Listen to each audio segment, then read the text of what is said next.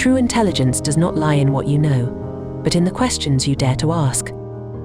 Under the fading glow of the sunset on the university campus, a gentle breeze slipped through the treetops, carrying with it the whispers of an extraordinary day.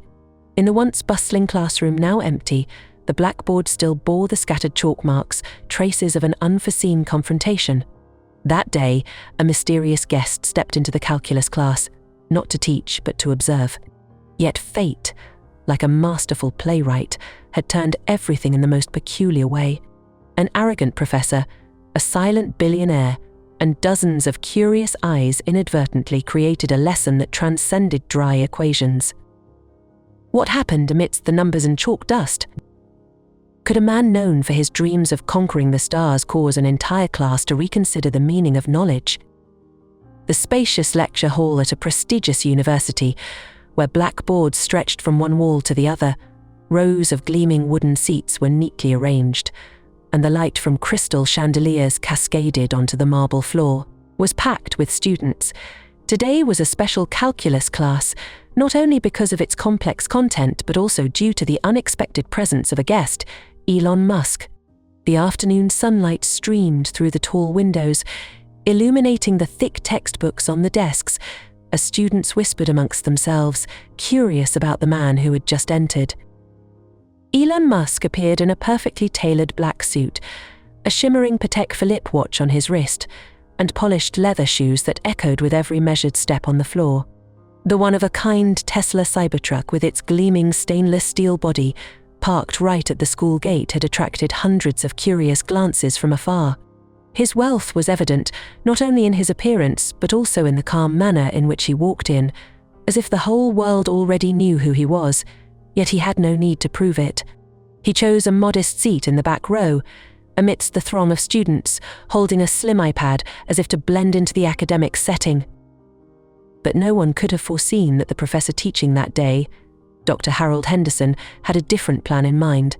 Dr. Henderson, a tall, thin man with disheveled silver hair and gold-rimmed glasses sliding down his nose, was renowned in academic circles not only for his profound knowledge, but also for his firm, sometimes extreme, views. He was a staunch liberal, openly criticizing billionaires like Elon Musk, viewing them as products of luck and privilege rather than genuine talent. To him, Elon was not a genius, but merely an arrogant rich man who had never faced the true challenges of knowledge. When Elon sat down, trying to avoid attention, Dr. Henderson immediately recognized him. His eyes glinted with a trace of malice, and his lips curved into a self-satisfied smirk. He stood straight, leaning his hand on the lectern, his voice resounding slowly but sharply. "Today we have a special guest among us. I am sure you all recognize him, the man whom the whole world calls a genius."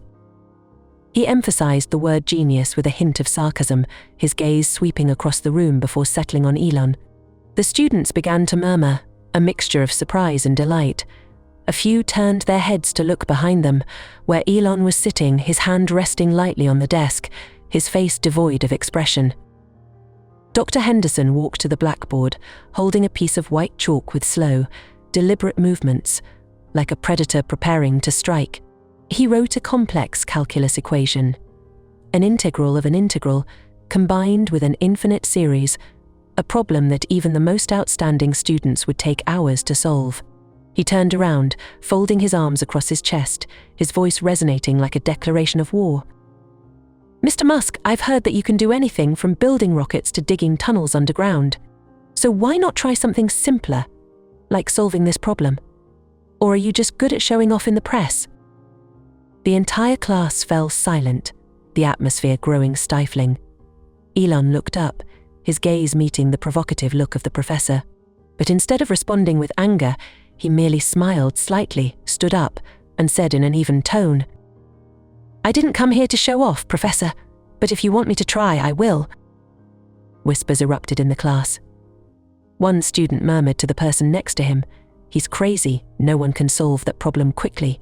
Another replied, "Watch out, Mr. Musk is about to lose face in a big way." Elon casually walked up to the podium, accepting the piece of chalk from Dr. Henderson's hand. The professor stepped aside, his eyes half closed and his lips pressed tightly as if already convinced of his opponent's day. Elon stood in front of the board, studying the equation for a moment. The crowd fell silent, the only sound being the rhythmic scratching of chalk on the board. He began to write, solving the integral step by step at an astonishing speed, without a hint of hesitation. The students were dumbfounded, and a few secretly took out their phones to record the scene. Dr. Henderson crossed his arms, trying to maintain a calm demeanor, but his hands were clenched, his fingernails digging into his palms, the only sign of his unease. In just 3 minutes, Elon set down the chalk, stepped back, and turned to the professor. "It's done, Professor. Would you like me to explain it?"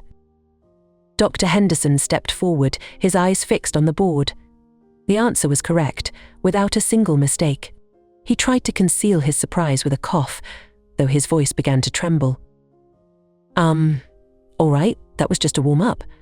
Everyone knows you're good at simple calculations, but let's see what you can do with this one." He erased the board with a forceful motion, then wrote a new equation, a high-level differential equation with convoluted variables, one that even he had once spent hours solving during his graduate school days. He turned around, a triumphant smile on his face.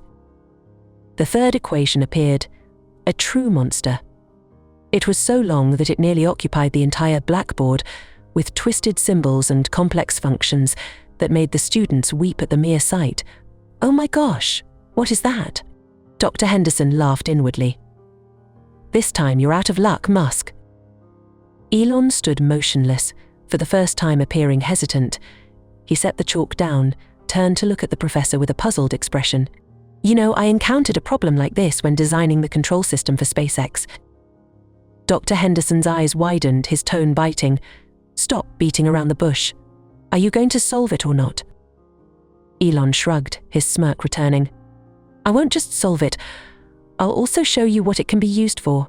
He picked up the chalk again, but instead of merely writing the solution, he began drawing a diagram beside it, a curve simulating a rocket's trajectory, then linking it to the equation on the board. "This is not just mathematics, but the way we launch something weighing tons to Mars."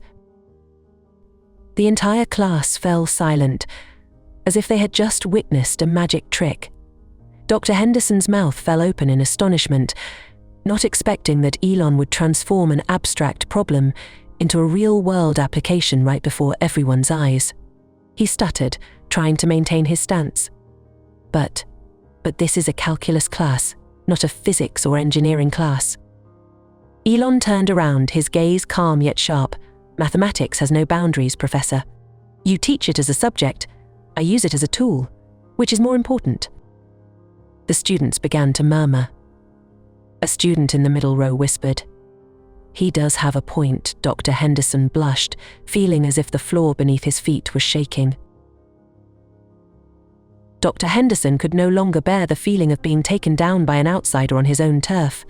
He slammed his hand down on the lectern, the harsh sound startling the entire class.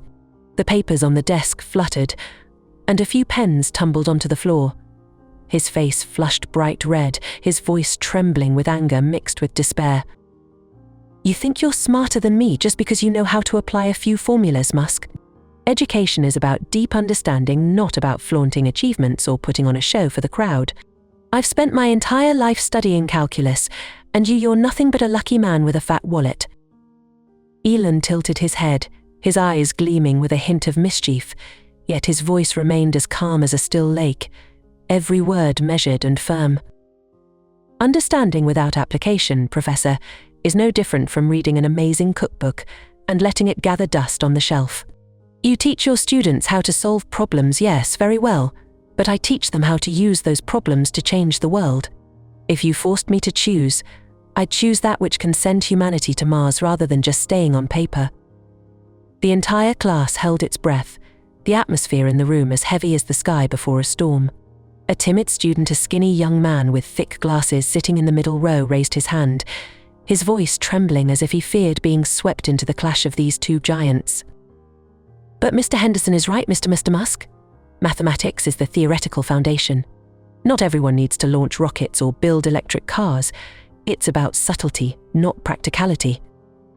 Elon turned to the student, his eyes warm yet sharp, like a teacher who sees potential in his pupil. He nodded slightly, without a trace of arrogance. "You're right, mathematics is the foundation, as subtle and beautiful as a symphony. But if you only listen to music without ever playing it yourself, you'll never know what you're capable of composing. Ask yourself, why are you studying calculus? To fill in answers on an exam, or to understand why planets revolve, why airplanes fly, why the universe operates? I'm not forcing you to launch rockets, but I want you to dare to dream bigger than this classroom." The student was dumbfounded, his eyes blinking behind his glasses, his mouth agape without uttering a word. Elon's question struck him like a knife piercing the complacency in his mind, and murmurs began to ripple through the class. Seizing the opportunity, Dr. Henderson slammed his hand down on the desk once more, the resounding noise causing several students to jump. "Dream big? You talk too much, Musk. But what qualifications do you have to stand here and lecture me about calculus? I have 30 years of research, 2 doctorates, and dozens of academic papers. And you're just a businessman, a rich guy who loves to play the genius. Stop putting on airs in front of me." The entire class fell silent, waiting for Elon's reaction. Dr. Henderson folded his arms, his eyes blazing, convinced he had just delivered a decisive blow. But then, Elon burst out laughing, a loud laugh echoing through the lecture hall, natural rather than arrogant, which startled several students. He looked straight into the professor's eyes, his voice now both calm and as sharp as a razor. "Qualifications? I don't hang them on my wall to prove my understanding, Professor. I prove it through action with rockets that have soared into space, with cars that traverse this entire planet. Do you want to test me further? Give me a problem that took you a lifetime to solve, and I'll do it right here in front of you and the whole class. Or are you afraid of losing once more, not because I'm better than you, but because I dare to think further ahead?" Dr. Henderson's throat tightened, his flushed face turned pale. He opened his mouth to retort, but his throat choked. Another student, a girl with flaming red hair sitting in the corner, could not hold back and abruptly stood up. "Dr. Henderson, I'm sorry, but I have to say I've never seen anyone explain differential calculus as clearly as Mr. Musk. You've taught me for 3 semesters now, but this is the first time I've truly understood what it can be used for." Dr. Henderson turned to her, his eyes as if ready to burn. You dare say that to me, Emily?" But Emily refused to be silent, continuing in a firm voice, "Yes, sir. You excel in theory, but Mr. Musk makes me want to learn more, to try applying it. Isn't that the true purpose of education?" The entire class erupted into applause. No one was standing by Dr. Henderson anymore. He stood there, his hands clenched into fists, though his eyes had begun to waver. Elon stepped forward, his voice now gentle yet brimming with strength. "I'm not here to tear you down, Professor. I'm here to prove that mathematics isn't a contest to see who has more degrees. It's a flame, you stoke it, and I use it to light up the sky. We don't need to battle against each other, we should inspire them together." He pointed toward the students, his eyes blazing. Dr. Henderson stood silent, his breathing heavy. He looked at Elon, then at the eager students waiting. For the first time in his 30-year career, he felt that he wasn't the smartest person in the room, not in terms of knowledge, but in terms of vision. He cleared his throat, trying to regain his composure. All right, Musk. You win this round, but I still haven't conceded." Elon smiled, without a trace of arrogance. "I don't need you to concede to me, Professor. I just need you to keep asking questions just as I have, and as they will." The class fell silent, not out of tension, but out of reverence. Dr. Henderson turned back to the board, his hand trembling as he clutched a piece of chalk, but this time he didn't write to provoke, he wrote to reflect. "All right, Musk. If you're so confident, try this. If you can solve it, I'll publicly acknowledge that you're better than me in front of the whole class, even the entire school. But I bet you can't pull it off." He walked up to the board, his hand still trembling but determined as he penned one final equation, filled with dense symbols, integrals interwoven with a jumble of variables, stretching so long that it spilled over the edge of the board, with some symbols even cut off for lack of space, The students gazed in awe. A few whispered, "Damn, this time Musk is definitely done for." A boy in the front row murmured to his friend, "This problem looks like a nightmare, no one can solve it." Dr. Henderson folded his arms and stepped aside, a faint smile flickering in his eyes. Elon stared at the board, this time not answering immediately. He stood motionless for nearly a minute, twirling the chalk slowly between his fingers, as if lost in deep, far-reaching thought. His eyes narrowed not out of confusion, but as if he were gazing through the blackboard, through the entire room, to a place none of them could ever reach. The students began to worry, whispers spreading. "See, he's given up too." A girl in the corner murmured, "I thought he was really good." Dr. Henderson sneered, his eyes flashing triumphantly like a flame just ignited. "What's wrong, Musk? Out of problems already? I told you you're nothing but a show-off. Go back to your pile of money and stop wasting our time." But then, in the moment when the entire class thought Elon had surrendered, he turned around without writing another word on the board. Instead, he asked a question that made the room fall silent, as if time had stopped. "Where did you get this problem from, Professor?" Dr. Henderson was dumbfounded, stepping back half a step, his hand falling limply. He stammered, his voice losing its certainty, from a reputable mathematics journal. "What? Are you trying to say I stole the idea?" Elon nodded slightly, his familiar smirk returning. But this time it carried a different nuance, not arrogance, but a profound understanding that was almost unsettling. He stepped closer to the board, pointing at the equation without even touching it. "A mathematics journal, right? I'd wager it's the Journal of Advanced Calculus, the 1998 issue, in an article by Professor Heinrich Voss. I know this problem was proven more than 2 decades ago, that there is no exact solution using classical methods. You want me to solve it? I can offer you an approximate approach using numerical methods, but first you must admit one thing. Sometimes mathematics isn't meant to be solved, but to ask questions. Have you even posed any questions about this problem, or did you just copy it to make things difficult for me?" The entire class erupted like a crashing wave, spontaneous applause echoing from every corner of the room. The students looked at one another, their eyes wide with disbelief at what they had just heard. Dr. Henderson stood frozen, the piece of chalk in his hand falling to the floor and shattering into a cloud of white dust. His face turned ghostly pale, his lips pressed so tightly they turned white. He never expected that Elon would not only recognize the problem, but also know its origin and limitations, something that he himself, with 30 years of research, had overlooked in his fit of anger.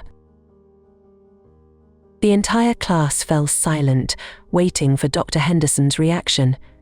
He cleared his throat, trying to regain some authority, but his voice had faltered, coming out almost as a whisper. You're making this up. How do you know it has no solution? You're not a mathematician, you have no right to judge." Elon stepped closer, not with hostility but with a deep, clear tone reminiscent of a teacher explaining a lesson. "I'm not judging you, Professor. I simply read very extensively. In 2001, while I was designing an engine for SpaceX, I needed a method to calculate trajectories under chaotic conditions. I studied this problem and realized it couldn't be solved by conventional means. Heinrich Voss proved that, yet he also hinted that if we change our perspective from desperately seeking an answer to exploring our limits, we might learn even more. I'm not here to beat you. I'm here to ask, are you teaching your students to merely find answers, or to confront questions that have no answers?" Dr. Henderson recoiled, gripping the lectern as if to steady himself. For the first time in his career, he felt small not because of defeat, but because he recognized he was ensnared in his own arrogance. He stammered.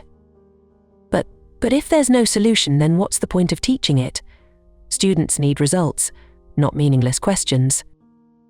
Elon shook his head, his eyes alight with fierce conviction. "Results are the reward, but questions are the real driving force. When I encountered this problem 20 years ago, I couldn't solve it, but I learned to approach it from a different angle. Thanks to that, I built a reusable rocket. What do you think, Professor? Is it better to teach them to find easy answers, or to dare face the unsolvable?" Emily, the red-haired student, stood up once again, her voice trembling with excitement. "Mr. Musk is right, Professor Henderson. I never thought math could be so grand. You always told us to study for tests, but he makes me want to learn for something truly meaningful." Dr. Henderson turned to Emily, ready to scold her, but then he paused.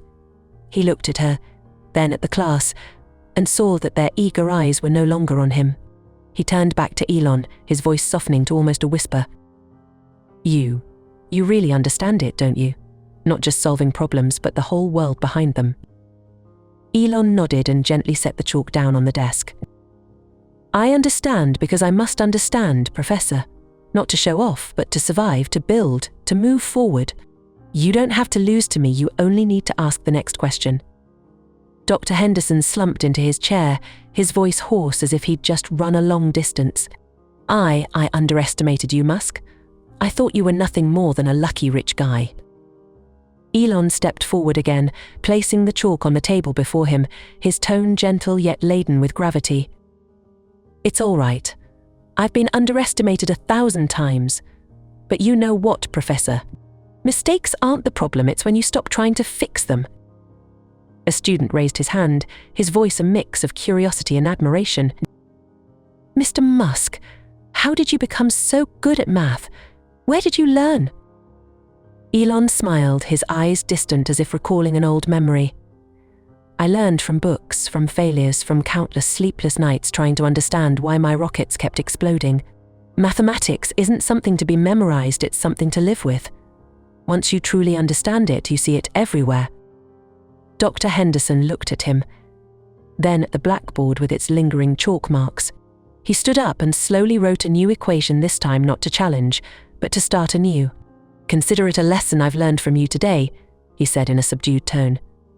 "This class is no longer just mine." As Elon departed, students swarmed around him, peppering him with questions. "Are you afraid of failure? How do you study math without getting bored?" Elon answered each one with calm yet inspiring assurance. Meanwhile, Dr. Henderson stood in the corner, smiling quietly. He had lost, but for the first time in his life, defeat didn't feel so bad. The story comes to a close, yet a question still lingers in the air. Where does true wisdom lie, in books, in achievements, or in the moments when we dare to ask questions and admit our mistakes? Beneath the glittering stars of the night sky, the chalk dust in that room continues to tell a story of curiosity, perseverance, and unexpected lessons learned from those we least expect. What do you think about this story? I'd love to hear your thoughts.